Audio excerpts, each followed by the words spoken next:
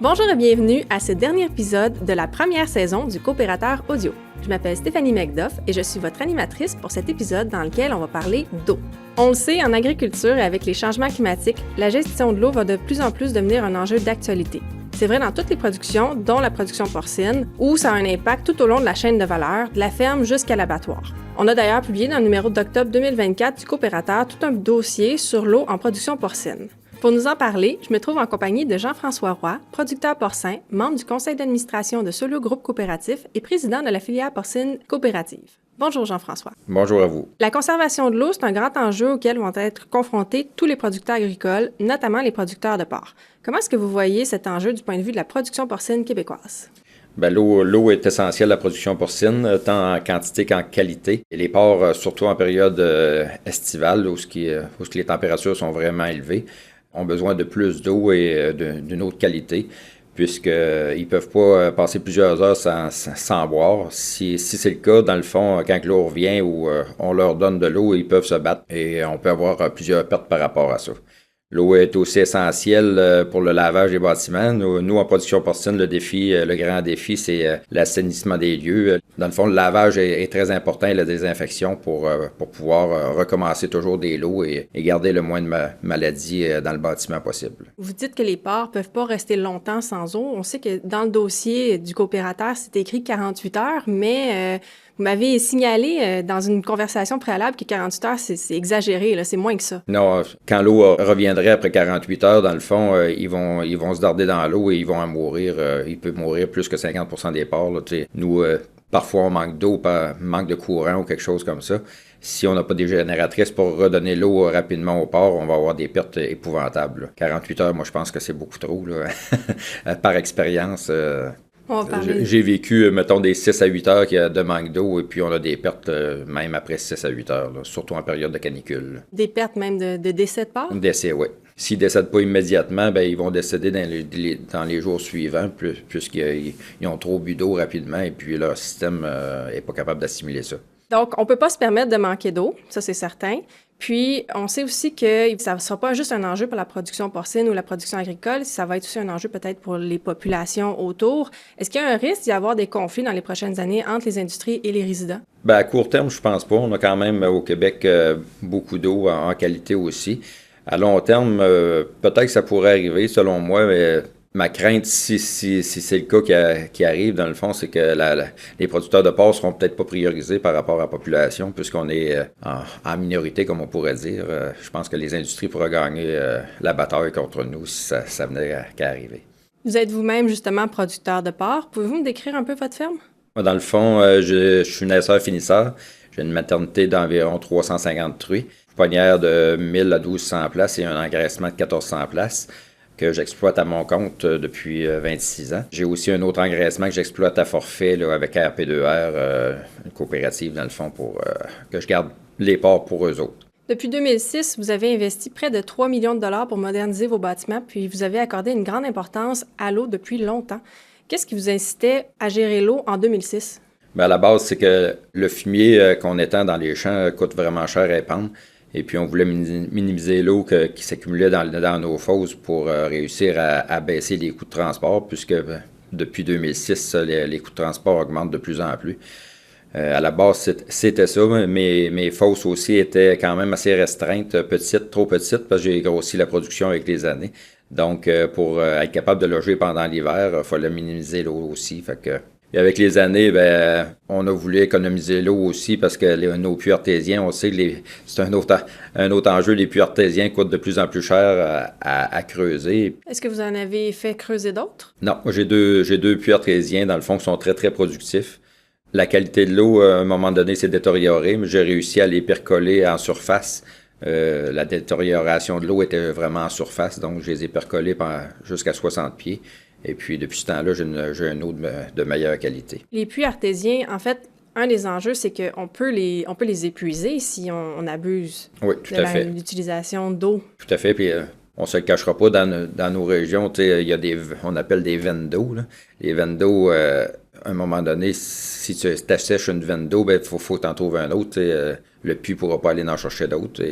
c'est toujours le risque de manquer d'eau. Puis, comme je vous disais, nous autres, en production porcine, on ne peut pas manquer d'eau. Il faut vraiment s'assurer d'avoir toujours de l'eau, là. Donc, on essaye de l'économiser aussi pour s'assurer que nos puits restent viables le plus longtemps possible. Exactement. Qu'est-ce que vous avez mis en place dans votre entreprise, vous, à part les puits, justement, pour minimiser le gaspillage d'eau? Bien, en 2006, c'était déjà à la mode, là, des bols économisateurs d'eau. Dans le fond, c'est un bol avec une suce dedans. Donc, on perd à peu près aucune goutte d'eau. Le cochon va aller boire tout ce qu'il y a dans le bol avant de retoucher la suce. Puis, c'est aussi pratique quand on part des porcelets, parce que le plus petit porcelet qui ne trouvera pas la suce, il va toujours avoir un petit peu d'eau dans le fond. Ça a été la première chose. Ensuite de ça, je me suis mis des systèmes de lavage à l'eau chaude. À la base, j'avais mis ça aussi pour sauver du temps, parce que j'ai travaillé longtemps tout seul dans mon entreprise et je manquais beaucoup de temps. Donc, je sauvais du temps par rapport à ça. Donc, ça me permettait de continuer de grossir ma production et d'être performant. Puis là, aujourd'hui, je me rends compte qu'avec des employés, je sauve à peu près 50% du temps en lavant l'eau chaude. Donc, 50% du temps, c'est beaucoup d'argent en temps homme. Et c'est aussi beaucoup d'eau qui ne se ramasse pas dans ma fosse et que j'ai pas besoin d'attendre et payer du transport. Vous faites le calcul de la quantité d'eau que ça représentait comme différence, disons, par rapport justement au nettoyage? Oui, je l'ai déjà fait par cœur, je ne m'en rappelle plus, là, mais je sais que je chauffe environ 10 heures de lavage par semaine. Donc 10 heures, c'est ma pompe à pression, on prend 5 gallons minute. Fait que si on fait le calcul, c'est vraiment beaucoup d'eau qu'on sauve à chaque semaine, là. C'est épouvantable, là. Pour les auditeurs à la maison, pourrions-nous faire le calcul en live? Pour savoir exactement ça. Oui, il n'y a pas de problème. Dans le fond, c'est 5 gallons minute. Donc, il y a 60 minutes dans une heure. Fait qu'on fait x 60. Et on fait, mettons, une dizaine d'heures par semaine. Ça ferait 3000 gallons par semaine qu'on sauverait. Fait que si on fait x 52, on parlerait de 150 000 gallons. 156 000 gallons. Donc, c'est plusieurs... si on prend, mettons, un voyage de lisier qui est rendu environ à 5 000 gallons. Si on divise par 5 000 gallons, ça ferait 31 voyages de moins dans la fosse par année. De ce que je comprends, finalement, économiser l'eau, c'est économique autant en termes de temps d'employé, donc éventuellement de salaire, mais aussi pour tout ce qui a rapport au lisier, puis éventuellement même pour les animaux, parce que si ils ont toujours accès à l'eau de la manière la plus optimale possible, même les petits porcelets, c'est gagnant. Oui, tout est gagnant là-dedans, sans aucun doute. Je vous remets donc un instant votre chapeau d'administrateur chez Solio. Dans le réseau, dans la production porcine, et d'après ce qu'on peut lire dans le dossier de Nicolas Mesli dans le coopérateur, c'est Olumiel qui est le plus confronté à la gestion de l'eau. Qu'est-ce qu'ils font? Dans le fond, je sais qu'ils récupèrent beaucoup d'eau. Ils la traitent, je pense qu'ils appellent ça de l'osmose inversée pour vraiment purifier l'eau puis la réutiliser dans leurs usines. Puisque eux autres, ils ont beaucoup de frais par rapport à l'eau, par rapport aux municipalités dans lesquelles leurs usines sont. Donc, pour eux autres, c'est vraiment rentable de faire une gestion de l'eau appropriée.